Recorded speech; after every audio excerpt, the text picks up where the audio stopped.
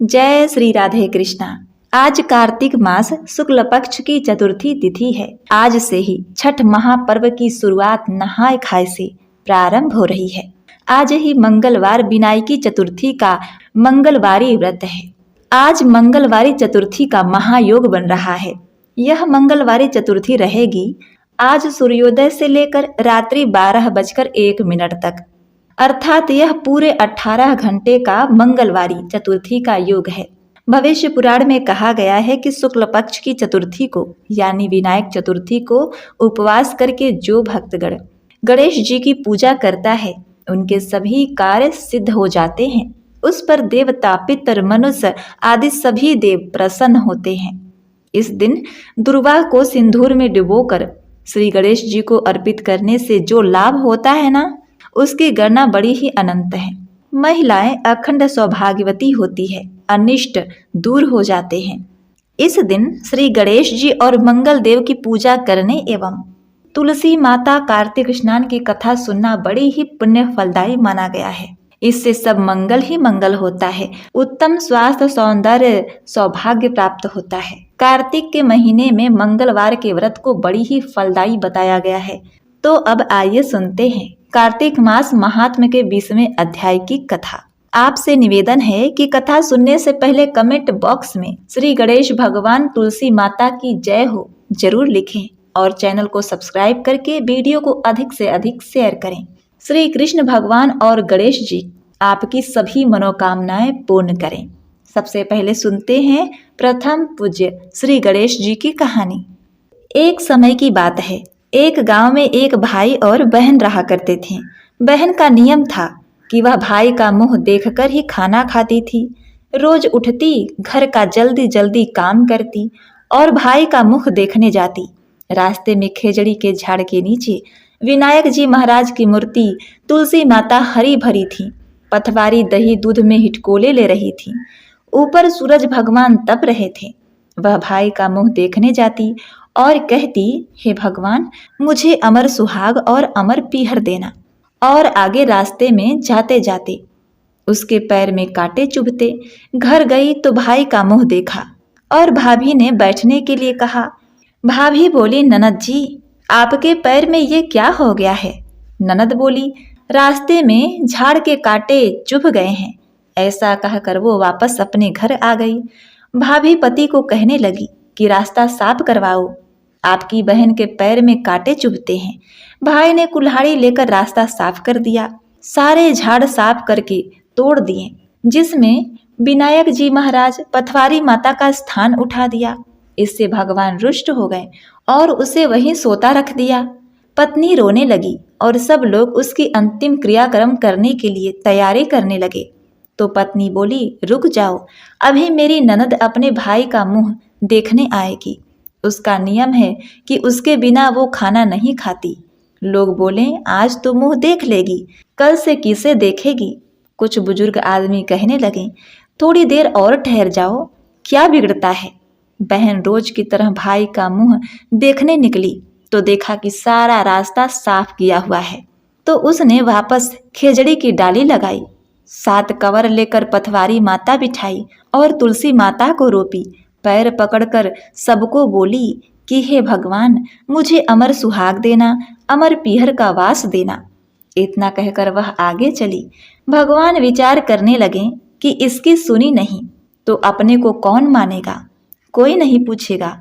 तब भगवान ने उसे आवाज दी, बेटी, वापस आकर खिचड़ी के 7 पत्तियां ले जाकर तेरे भाई के कच्चे दूध में घोलकर छींटे देना, वो उठकर बैठ जाएगा। बहन ने सुना तो पीछे मुड़कर देखा पर वहां कोई नहीं था। पर उसने सोचा, जैसा सुना है वैसा कर देती हूँ। 7 पत्तियां लेकर वह भाई के घर आई तो देखा भाभी रो रही है, लोग बैठे हैं, भाई की लाश सामने रखी है। वो घर में गई और दूध की कटोरी लाई, उसमें पत्तियां घोली और भाई के शरीर पर अमृत की छींटे दिए। भाई उठकर बैठ गया और बहन से बोला, बहन, बहुत गहरी नींद आई है। बहन बोली कि ऐसी नींद दुश्मन को भी ना आवे भैया, तुमको रास्ता साफ करने को किसने कहा? भाई बोला कि तेरी भाभी ने कहा। तो बहन बोली कि भाई, तूने रास्ता तो साफ कर दिया पर वहां से भगवान का स्थान भी उठा दिया। मैं जब आई हूं तो उन्हें वापस ऊंचे स्थान पर बैठाकर आई हूं। हे गणेश जी महाराज, जैसे आपने उस बहन की सुनी, वैसी आपकी कहानी सुनने वाले, हुंकारा भरने वाले सभी को सुनना, सभी को अमर सुहाग देना, सभी को अमर पिहर का वास देना। अब आइए सुनते हैं मंगल करने वाले मंगल देव की कथा। कुंडलपुर नामक एक नगर था जिसमें नंदा नामक एक ब्राह्मण रहा करता था। भगवान की कृपा से उसके पास सब कुछ था, फिर भी वह दुखी था। इसका कारण यह था कि ब्राह्मण की स्त्री सुगंधा की कोई संतान न थी। सुगंधा पतिव्रता थी, भक्ति पूर्वक श्री हनुमान जी की आराधना करती थी। मंगलवार के दिन व्रत के अंत में भोजन बनाकर हनुमान जी का भोग लगाने के बाद भोजन करती थी। एक बार मंगलवार के दिन कार्य की अधिकता के कारण हनुमान जी को भोग नहीं लगा सकी। इस पर उसे बहुत ही दुख हुआ। उसने कुछ भी नहीं खाया और अपने मन में प्रण किया कि अब तो अगले मंगलवार को ही हनुमान जी को भोग लगाकर अन्न जल ग्रहण करूंगी। सुगंधा प्रतिदिन भोजन बनाती, श्रद्धापूर्वक पति को खिलाती, परंतु स्वयं भोजन नहीं करती थी और मन ही मन श्री हनुमान जी की आराधना करती थी। इसी प्रकार 6 दिन गुजर गए और ब्राह्मणी सुगंधा अपने प्रतिज्ञा के अनुसार भूखी प्यासे निराहार ही रही। अगले मंगलवार को सुनंदा प्रातःकालीन बेहोश होकर गिर पड़ी। ब्राह्मणी सुनंदा की इस असीम भक्ति के प्रभाव से हनुमान जी बहुत ही प्रसन्न हुए और प्रकट होकर बोले, सुनंदा, मैं तेरी भक्ति से बड़ी ही प्रसन्न हूँ, अब तू वर मांग। सुनंदा अपने आराध्य देव श्री हनुमान जी को देखकर आनंद की अधिकता से विह्वल हो गई और श्री हनुमान जी के चरणों में गिरकर बोली, हे प्रभु, मेरी कोई संतान नहीं है, कृपा करके मुझे संतान प्राप्ति का वरदान दे, आपकी अति कृपा होगी। श्री महावीर जी बोले, तेरी इच्छा पूर्ण होगी, तेरी एक कन्या उत्पन्न होगी, उसके अष्टांग प्रतिदिन सोना दिया करेंगे। इस प्रकार कह हनुमान जी अंतर ध्यान हो गए। सुनंदा ब्राह्मणी बहुत ही हर्षित हुई और सभी समाचार अपने पति से कहा। पुत्री होगी यह सुनकर उसे दुख हुआ, परंतु सोना मिलने की बात सुनी तो बहुत ही प्रसन्न हुआ।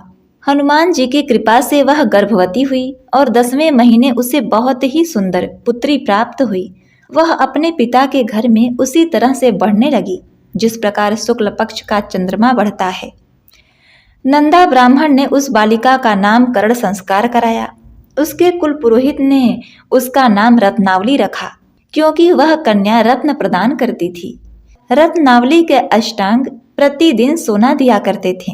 उस सोने से नंदा ब्राह्मण बहुत ही धनवान हो गया। अब नंदा बहुत ही अभिमान करने लगा। समय बीतता रहा और रत्नावली बड़ी होती गई। एक दिन जब नंदा ब्राह्मण प्रसन्नचित्त था, तब सुनंदा ने अपने पति से कहा कि मेरी पुत्री रत्नावली विवाह के योग्य हो गई है, अतः आप कोई सुंदर तथा योग्य वर देखकर उसका विवाह करा दें। यह सुनकर नंदा ने कहा कि अपनी पुत्री रत्नावली बहुत ही छोटी है। तब उसकी पत्नी ने कहा, हे स्वामी, शास्त्रों की आज्ञा है कि कन्या 8वें वर्ष में गौरी, 9वें वर्ष में रोहिणी, 10वें वर्ष में कन्या रजस्वला हो जाती है। गौरी के दान से पाताल लोक की प्राप्ति होती है और रोहिणी के दान से बैकुंठ लोक की प्राप्ति होती है, इंद्रलोक में सुख की प्राप्ति होती है, और यदि रजस्वला का दान किया गया तो घोर नरक की प्राप्ति होती है। इस पर वह बोला, अभी तो रत्नावली मात्र 10 वर्ष की है और मैंने तो 16 साल की कन्याओं तक का विवाह कराया है, अभी जल्दी क्या है। तब सुनंदा बोली, आपको लोग अधिक शास्त्रों का ज्ञाता कहते हैं। माता पिता और बड़ा भाई रजस्वला स्त्री को देखते हैं तो अवश्य ही नरकगामी होते हैं।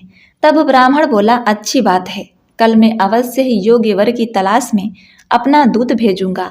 अब दूसरे दिन ब्राह्मण ने अपने दूत को बुलाया और आज्ञा दी कि जैसी सुंदर मेरी कन्या है, ऐसे ही सुंदर वर उसके लिए तलाश करो। दूत अपने स्वामी की आज्ञा पाकर निकल पड़ा। एक बहुत ही दूर नगर में गया। उसमें उसने एक सुंदर लड़के को देखा। वह लड़का एक ब्राह्मण परिवार का बहुत गुणवान पुत्र था। उसका नाम सोमेश्वर था। दूत ने इस सुंदर और गुणवान ब्राह्मण पुत्र के बारे में अपने स्वामी को पूर्ण विवरण दिया। ब्राह्मण नंदा को भी सोमेश्वर अच्छा लगा और शुभ मुहूर्त में विधि पूर्वक कन्यादान करके ब्राह्मण बड़ा ही संतुष्ट हुआ। परंतु ब्राह्मण के मन में तो लोभ समाया हुआ था। उसने कन्यादान तो कर दिया था पर बहुत ही दुखी था। उसने विचार किया कि रत्नावली तो अब चली जाएगी और मुझे इससे जो सोना मिलता था वह अब नहीं मिलेगा। मेरे पास जो धन था तो उसके विवाह में खर्च कर दिया और जो शेष बचा है वह कुछ दिनों पश्चात समाप्त हो जाएगा। मैंने तो उसका विवाह करके बहुत बड़ी भूल कर दी। अब कोई ऐसा उपाय हो कि रत्नावली मेरे घर में ही रहे। इसी चिंता में उसका मस्तक फटा जा रहा था। उस रात उसे नींद नहीं आई। सारा रात बेचैनी से करवटें बदलते रहा। इस प्रकार उसने एक बहुत ही क्रूर निर्णय लिया। उसने विचार किया कि जब रत्नावली को लेकर उसका पति सोमेश्वर अपने घर के लिए जाएगा तो वह मार्ग में छिपकर सोमेश्वर का वध कर देगा और अपनी लड़की को अपने घर लाएगा, जिससे नियम रूप से उसे सोना मिलेगा और समाज का कोई मनुष्य उसे दोष भी नहीं दे सकता। प्रातः काल हुआ। नंदा और सुनंदा अपने जमाई तथा लड़की को बहुत सारा धन देकर विदा किया। सोमेश्वर अपनी पत्नी रत्नावली को लेकर ससुराल से अपने घर की ओर चल दिया। ब्राह्मण नंदा मोह के वशीभूत होकर अपनी शुद्ध बुद्ध खो चुका था। उसने एक बड़ा ही भयानक निर्णय लिया। उसे अंजाम देने के लिए उसने अपने दूत को मार्ग में अपने जमाई का वध करने के लिए भेज दिया ताकि रत्नावली से प्राप्त होने वाला सोना उसे हमेशा मिलता रहे और वह कभी निर्धन न हो। ब्राह्मण के दूत ने अपने स्वामी की आज्ञा पालन करते हुए उसके जमाई सोमेश्वर को मार्ग में ही बंदी बना लिया। समाचार प्राप्त कर ब्राह्मण नंदा मार्ग में पहुंचा और रुदन करती हुई अपनी पुत्री रत्नावली से बोला, हे पुत्री, मार्ग में लुटेरों ने तेरे पति का वध कर दिया है। भगवान की इच्छा के आगे किसी का कोई वश नहीं चलता। अब तू घर चल, वहां पर ही रहकर शेष जीवन व्यतीत करना। जो भाग्य में लिखा है वही होगा। अपने पति की अकाल मृत्यु से रत्नावली बहुत ही दुखी हुई। करुण क्रंदन वंदन करते हुए अपने पिता से बोली, हे पिताजी, इस संसार में जिस स्त्री का पति नहीं है उसका जीना व्यर्थ है। मैं अपने पति के साथ ही अपने शरीर को जला दूंगी और अपने इस जन्म को माता पिता के नाम को तथा सास ससुर के यश को सार्थक करूंगी। नंदा ब्राह्मण अपनी पुत्री के वचनों को सुनकर बड़ा ही दुखी हुआ और विचार करने लगा, मैंने अपने जमाई का वध करा के बहुत बड़ा अपराध किया है। रत्नावली तो उसके पीछे अपने प्राण तक देने को तैयार हो गई है। मेरा तो दोनों तरफ से मरण हो गया। धन तो मिलेगा नहीं, जमाई वध के पाप फलस्वरूप यह यातना भी भुगतनी पड़ेगी। यह सोचकर वह बहुत ही दुखी हुआ। दामाद की चिता बनाई गई। रत्नावली अपनी इच्छा से अपने पति का सिर अपनी गोद में रखकर चिता में बैठ गई। जैसे ही सोमेश्वर की चिता को अग्नि लगा दी गई तब तक मंगल देव वहां पर प्रकट हो गए और बोले, हे रत्नावली, मैं तेरे पति भक्ति से बहुत ही प्रसन्न हूँ, तू वरदान मांग। रत्नावली बोली, हे प्रभु, मुझे अपने पति का जीवन दान चाहिए। रत्नावली ने अपने पति का जीवन दान मांगा। तब मंगल देव बोले, रत्नावली, तेरा पति अजर अमर है, यह महाविद्वान होगा। इसके अतिरिक्त तुझे जो इच्छा हो वह वर मांग। तब रत्नावली बोली, हे ग्रहों के स्वामी, यदि आप मुझ पर प्रसन्न हैं तो मुझे यह वर दीजिए कि जो भी मनुष्य मंगलवार के दिन प्रातः काल लाल पुष्प लाल चंदन से आपका पूजा करके आरती उतारे उसका कभी अनिष्ट न हो, स्वजनों का कभी वियोग न हो, शत्रुओं का भय न हो। जो स्त्री मंगलवार व्रत करे वह कभी भी विधवा न हो। मंगल देव तथास्तु कहकर अंतर ध्यान हो गए। तो बोलिए, मंगल देवता की जय हो। अब आइए सुनते हैं कार्तिक मास महात्म कथा का 20वां अध्याय। बड़े मनोयोग पूर्वक नारद जी से ये कथाएं महाराज पृथु सुन रहे थे। नवमी की कथा सुनने के बाद महाराज पृथु ने नारद जी से कहा, हे देवर्षि, भीष्म पंचक व्रत जो कि भगवान को अत्यंत ही प्रिय है, किस कारण प्रसिद्ध हुआ? मेरी यह जानने की इच्छा प्रबल है। नारद जी ने कहा, हे राजन, यह व्रत अनादिकाल से था परंतु बीच में लुप्त हो गया था। दोबारा यह कब और कैसे प्रारंभ हुआ, इसकी कथा सुनो। द्वापर युग में भगवान श्री कृष्ण ने भीष्म पितामह को यह व्रत बतलाया था और उन्होंने ही सर्वप्रथम इसे किया था। इसी प्रकार यह व्रत भीष्म पंचक के नाम से प्रसिद्ध हुआ। हे राजा पृथु, महाभारत युद्ध से पहले पांडवों की ओर से जब भगवान श्री कृष्ण कौरवों को समझाने के लिए गए, तब सर्वप्रथम वह विदुर जी के पास पहुंचे। विदुर जी ने उनका अत्यंत ही आदर सत्कार किया। तत्पश्चात कृष्ण जी भीष्म जी के पास गए। वहां जाकर कुशल क्षेम के बाद श्री कृष्ण जी ने अपने आने का संपूर्ण वृत्तांत भीष्म जी को सुनाया। तब भीष्म जी कहने लगे, हे भगवान, तीनों लोकों के स्वामी होते हुए भी आप केवल पांडवों की ओर से ही दूत बनकर क्यों आए हैं, तथा पांडवों के प्रति आपका इतना प्रेम होने का क्या कारण है? तीनों लोग आपके वश में हैं, तब पांडवों ने ऐसा कौन सा व्रत, तप, दान, पुण्य या यज्ञ किया है, अथवा उसके पास ऐसा क्या वशीकरण है जिसके कारण आप उसके वश में हो गए हैं? भगवान श्री कृष्ण ने मुस्कुराते हुए उत्तर दिया, हे गंगा पुत्र, यद्यपि यह रहस्य अत्यंत ही गुप्त है, तथापि मैं इसे तुमसे कहता हूँ। पूर्व जन्म में उन पांचों भाइयों ने एक ऐसा व्रत किया था जो मुझको अत्यंत ही प्रिय है। इसी कारण मैं उनके वशीभूत हूँ। अब तुम उस व्रत का वृत्तांत सुनो। अत्यंत प्राचीन काल में उज्जैन नामक नगरी में कवि, सूचि, दृढ़, दंत तथा हंस नामक 5 ब्राह्मण रहा करते थे। वे सभी वेदों के ज्ञाता, युवा, रूपवान तथा गंधर्व विद्या में अत्यंत ही निपुण थे। वे सभी दिशाओं में भ्रमण करके अपनी गान विद्या द्वारा पर्याप्त धन प्राप्त किया करते थे। एक बार वे मथुरा नगरी में सुवीर नामक राजा के दरबार में पहुंचे। संगीत कला में निपुण होने के कारण उन्होंने राज्यसभा में इसका प्रदर्शन करने की इच्छा प्रकट की। वे 4 दिन उपवास तथा परम पवित्र यमुना जी में स्नान करते रहे। फिर उन्होंने किसी से राज्य का संपूर्ण वृत्तांत पूछा। उसने बताया कि राजा की कादम्बरी नामक अत्यंत सुंदर भोग पत्नी है। वह संगीत विद्या में निपुण, मधुर कंठी, नृत्य में अत्यंत ही प्रवीण, रूप, लावण्य तथा यौवन में अद्वितीय है। वह प्रतिदिन राजा के सम्मुख एकांत में नृत्य तथा गायन करती रहती है। यह सुनकर वे पांचों एक ऐसे स्थान पर जाकर खड़े हो गए जहां कादम्बरी के नृत्य तथा ताल के स्वर सुनाई देने लगे। इसके बाद राजा के पास आने जाने वालों से कहने लगे, बड़े दुख की बात है कि आपके राजा के पास नृत्य कला जानने वाला कोई भी नहीं है। बीड़ा में तार बराबर नहीं है, 2-4 तार ढीले हैं तथा बाजे की धुन के अनुसार नृत्य भी शुद्ध नहीं है। यह बात किसी ने राजा के पास जाकर कहा। राजा ने कहा, कादम्बरी का नृत्य हो रहा था। वहां उन पांचों को बुलाया। वहां पहुंचकर उन्होंने राजा को आशीर्वाद दिया और राजा के निकट बैठ गए। कादम्बरी ने उनको संगीत विद्या में अत्यंत निपुण समझकर अपना विशिष्ट नृत्य किया। जब उसके चक्र में ताल दिया तो उस ब्राह्मण ने सबको रोका। उसने चक्र छोड़कर ताल दिया, मगर चक्र खंडित नहीं हुआ। कादम्बरी के इस गुण और उसकी रूप माधुरी को देखकर पांचों उस पर मोहित हो गए। कादम्बरी भी उन पांचों को देखकर उन पर मोहित हो गई। उसने रात्रि के समय गुप्त रूप से अपनी एक सहेली के हाथ उन पांचों को संदेश भेजा कि तुम में से एक प्रतिदिन नगरी के उत्तर की ओर यमुना नदी के तट के अनंत नामक तीर्थ में मेरे साथ आकर अपनी अपनी विद्या तथा गुण का प्रदर्शन करो। उस समय मैं भी बीड़ा तथा राग का कौशल दिखाऊंगी।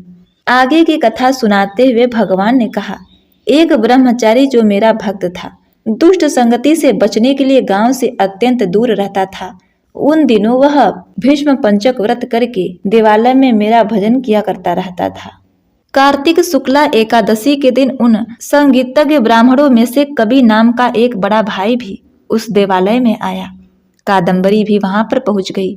वहां मेरे भक्त ने जिस प्रकार पूजन किया, कवि, मानव, ब्राह्मण ने भी वैसा ही किया। उसके बाद बीड़ा लेकर गायन प्रारंभ किया। मेरा भक्त क्योंकि अपने मन पर विजय प्राप्त कर चुका था, इस कारण गायन सुनकर उसे क्रोध नहीं आया। कादम्बरी और कवि समस्त रात्रि गायन और नृत्य करते रहे। प्रातःकाल ब्रह्मचारी भक्त को गोबर का आचमन करते देख कवि ने भी ऐसा ही किया। इसके बाद कादम्बरी अपने महल में चली गई।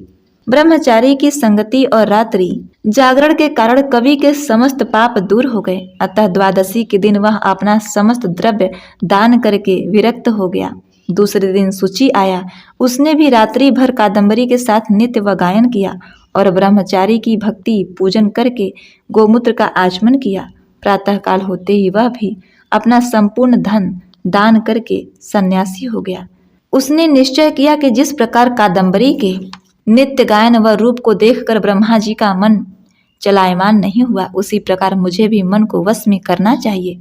तीसरे दिन त्रयोदशी को दृढ़ नाम का भाई कादंबरी से मिलने आया और समस्त रात्रि नित्य व गायन करने के बाद ब्रह्मचारी की भांति उसने भी पूजा की और गोदुग्ध का आचमन किया।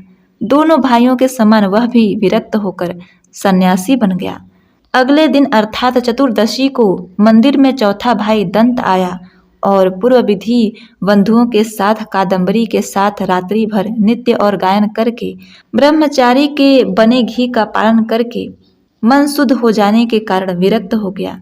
सबसे अंत में अर्थात पूर्णिमा को हंस नामक सबसे छोटे भाई ने आकर ब्रह्मचारी को प्रणाम किया और यमुना में स्नान करके आंवले के वृक्ष के नीचे श्राद्ध कर्म किया और बाद में अपने भाइयों के समान ही विरक्त हो गया। इस प्रकार पांचों भाइयों ने एक एक दिन यह व्रत किया।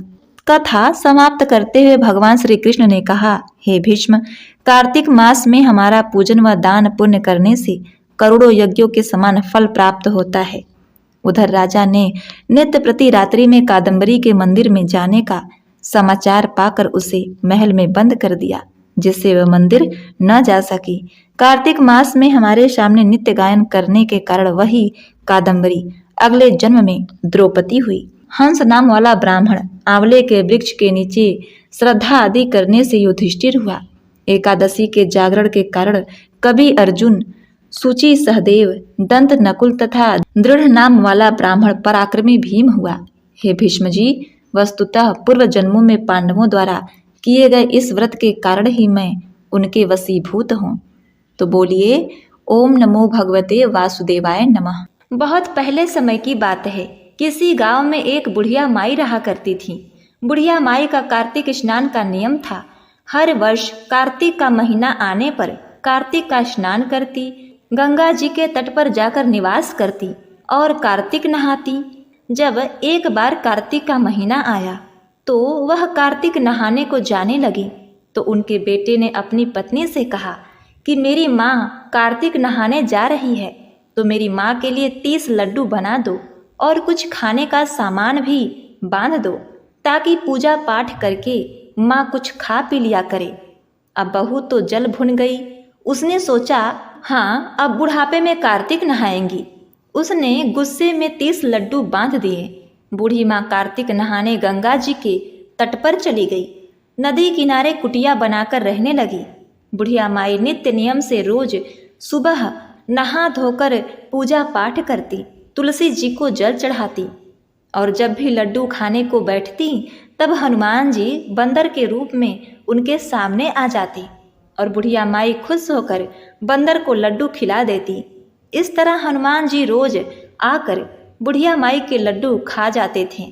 बुढ़िया माई सोचती कि 30 लड्डू है, रोज का एक ही है। अब कोई बात नहीं, मुझे लड्डू नहीं मिलेगा तो कोई बात नहीं, उपवास कर लूँगी।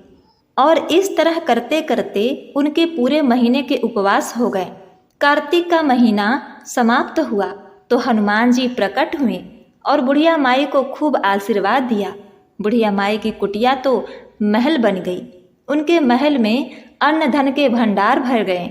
बुढ़िया माई की काया भी कंचन सी हो गई। अब बुढ़िया माई का बेटा जब उन्हें लेने के लिए आया तो देखा कि मेरी माँ तो बहुत धनवान हो गई है। बहुत धूमधाम से वह अपनी माँ को लेकर गाजे बाजे के साथ, धन दौलत को साथ लेकर माँ के साथ घर आया। जब वह घर आया तो बहू ने देखा कि कार्तिक नहाने का इतना फल है तो सोचने लगी कि अगला कार्तिक आएगा तो मैं भी अपनी माँ को कार्तिक नहलाऊंगी। अगला साल आया, कार्तिक का महीना भी आया तो उसने अपनी माँ से कहा, माँ, इस बार तुम्हें कार्तिक का स्नान करना है। उसने खूब सारा घी मेवा डालकर लड्डू बनाए और अपनी माँ को 30 लड्डू बांध कर दिए। बहुत सारा खाने पीने का सामान भी दे दिया। अब उसकी माँ भी उसके कहने के अनुसार कार्तिक नहाने गंगा जी के तट पर जाकर रहने लगी। रोज सुबह सुबह उठती और खाने पीने बैठ जाती। अब हनुमान जी उसकी परीक्षा लेने के लिए भी बंदर बनकर उसके पास आते तो वह बंदर को पत्थर मार देती और कहती कि इतने से खाने में मेरा पेट नहीं भरता, तुम्हें कहाँ से दूं। बहू की माँ दिन भर खाना खाती, सोती, पूजा पाठ नहीं करती और न ही भजन कीर्तन करती। अब इस तरह करते करते कार्तिक का महीना समाप्त हो गया तो हनुमान जी प्रकट हुए और उसे खूब सारा श्राप दिया। उसकी जो कुटिया थी वह भी कचरे के ढेर में बदल गई और बहू की माँ वह बुढ़िया गधी बन गई। अब उसकी बेटी अपने पति से बोली कि कार्तिक का महीना तो समाप्त हो गया है, अब मेरी माँ को लेकर आओ, खूब धूमधाम से लेकर आना जैसे तुम अपनी माँ को लेकर आए थे। अब वो अपनी सास को लेने के लिए नदी किनारे गया। देखा तो वहाँ ना सास है ना कुटिया है। कुटिया की जगह पर कचरे का ढेर लगा है और उस ढेर पर एक गधी घूम रही है। तो उसने आस पास वालों से पूछा कि मेरी सास कहाँ है? कार्तिक का स्नान करने आई थी, वो कहाँ है? तो सब कहने लगे कि उसने कार्तिक का स्नान नहीं किया, रोज सुबह उठकर खाने पीने बैठ जाती थी और भगवान का भजन कीर्तन भी नहीं करती थी। भगवान नाराज हो गए। तुम्हारी माँ जब आई थी तो वह पूरी सच्ची श्रद्धा से कार्तिक का स्नान करती थी, पूजा पाठ करती थी, इसलिए तुम्हारी माता पर कार्तिक देवता प्रसन्न हो गए थे, उन्हें खूब आशीर्वाद दिया था। लेकिन तुम्हारी सास तो कुछ भी नहीं करती थी, उसने तो कभी कोई दान पुण्य नहीं किया, कोई पूजा पाठ नहीं किया, इसलिए कार्तिक के भगवान उससे नाराज हो गए हैं। कार्तिक के महीने में उसने अपनी बेटी के घर का अन्न खाया था, इसलिए उसे तो श्राप मिला है और वह गधी बनकर कचरे के ढेर पर घूम रही है। अपनी सास को गधी बनी देखकर वह उसे बैलगाड़ी के पीछे बांधकर ले आया। उसकी बेटी ने आकर देखा तो उसे बड़ा दुख हुआ कि मैंने क्या कर दिया, अब तो मेरे से बहुत बड़ा भारी पाप हो गया। उसने कार्तिक भगवान से क्षमा याचना की और कहा कि मैं आगे से ऐसा बिल्कुल भी नहीं करूंगी। अब कार्तिक के भगवान ने, दामोदर भगवान ने उसकी माँ को पहले जैसा कर दिया। हे कार्तिक के देवता, जैसे आपने बुढ़िया माई पर कृपा की वैसे ही सब पर करना। तो बोलिए श्री कृष्ण दामोदर भगवान की जय हो। प्रिय भक्तगणों, अब आइए सुनते हैं कार्तिक स्नान की 5वीं कथा। बहुत समय पहले की बात है। एक सेठ सेठानी थी। सेठानी तो धर्म कर्म वाली थी, पूजा पाठ करती थी, भगवान विष्णु की पूजा करती थी, कार्तिक स्नान करती थी। लेकिन सेठ जी का मन पूजा पाठ में बिल्कुल भी नहीं लगता था और उन्हें सेठानी का पूजा पाठ करना भी अच्छा नहीं लगता था। तो लोगों के कहे सुने में आकर सेठ जी ने सेठानी को घर से बाहर निकाल दिया और सेठानी बड़ी दुखी होकर चलते चलते एक जंगल में पहुंच गई। वहां उसने देखा कि 4 आदमी मिट्टी खोद रहे थे। तो सेठानी वहां पर जाकर बोली, भाई तुम मुझे भी नौकरी पर रख लो।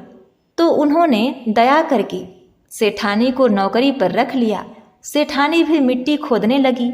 मिट्टी खोदने से सेठानी के हाथों में छाले पड़ गए, क्योंकि सेठानी ने तो कभी अपने घर में कुछ भी काम नहीं किया था। उसने मिट्टी खोदी तो हाथों में छाले पड़ गए, सिर के बाल उड़ गए। तो वे आदमी कहने लगे, बहन तुम तो अच्छे घर की लगती हो, तुमसे यह काम नहीं होगा, तुम एक काम करो, हमारे घर का काम कर दिया करो। अब वे उसे अपने घर में ले गए। वे 4 आदमी रोज 4 मुट्ठी अनाज लाते थे और चारों मिलकर बैठकर खा लेते थे। अब सेठानी ने कहा, कल से तुम 8 मुट्ठी अनाज लेकर आना। अगले दिन जब वह काम करने आए तो उन्हें ज़्यादा पैसा मिला। वह 8 मुट्ठी अनाज लेकर गए। सेठानी ने खाना बनाकर भगवान विष्णु को भोग लगाया और सबको भोजन परोस दिया। तब सभी भाइयों ने कहा, बहन भोजन तो बहुत ही स्वादिष्ट है, सेठानी बोली कि भगवान का झूठा है, भगवान का प्रसाद है तो इसमें स्वाद तो होगा ही। उधर सेठ जी भूखों मरने लगे। उनका जो सब कारोबार था वह सब ठप पड़ गया। उनके कारोबार में मंदी आ गई। उनके घर में अब खाने को कुछ नहीं रहा। तो सब लोग कहने लगे, लगता है सेठ जी तो सेठानी के ही भाग का खाते थे। अब सेठ जी की बुद्धि सही हो गई। अब सेठ जी को बुद्धि आई। वह सेठानी को ढूंढने के लिए निकल पड़े। उन्हें खोजते खोजते उसी जंगल में आ गए। वहां पर उन्होंने 4 आदमियों को मिट्टी खोदते हुए देखा तो कहने लगे, भाई मुझे भी नौकरी पर रख लो, क्योंकि सेठ जी तो कई दिनों से भूखे थे, खाने को कुछ मिला नहीं था। उन्होंने सोचा कुछ काम करूंगा, 4 पैसे मिलेंगे तो कुछ खा पी लूंगा। कहने लगे, मुझे नौकरी पर रख लो। तो वे आदमी बोले, ठीक है भाई, तू भी मिट्टी खोद ले। अब सेठ जी भी मिट्टी खोदने लगे। अब सेठ जी ने भी अपने घर में कुछ काम नहीं किया था। मिट्टी खोदी तो उनके हाथ में भी छाले पड़ गए। उनके भी सिर के बाल उड़ने लगे। तो वे आदमी बोले, भाई तुम तो अच्छे घर के लगते हो, एक काम करो, तुम हमारे घर चलो, हमारे घर का काम कर लेना। अब वे आदमी सेठ जी को भी अपने घर पर लेकर आए। वहां जाकर सेठ ने सेठानी को देखा तो पहचान लिया, लेकिन सेठानी ने सेठ को नहीं पहचाना, क्योंकि वह घूंघट में रहती थी। उसने तो चेहरा देखा ही नहीं कि कौन आया है कौन नहीं। उन्होंने सोचा कि भाई एक नए आदमी को लेकर आए हैं, मुझे तो उसके लिए भोजन बनाना है। उस दिन उसने कुछ ज़्यादा खाना बना लिया। पहले भगवान विष्णु को भोग लगाया, फिर खाना परोसने लगी। तो उन्होंने 4 आदमियों को अपने धर्म का भाई बना लिया था, तो 4 भाइयों को अपने हाथ से खाना परोस दिया। जब सेठ जी को परोसने लगी तो भगवान विष्णु ने हाथ पकड़ लिया। अब उनके जो मुंह बोले भाई थे वह कहने लगे, बहन यह क्या कर रही हो, खाना क्यों नहीं परोस रही हो।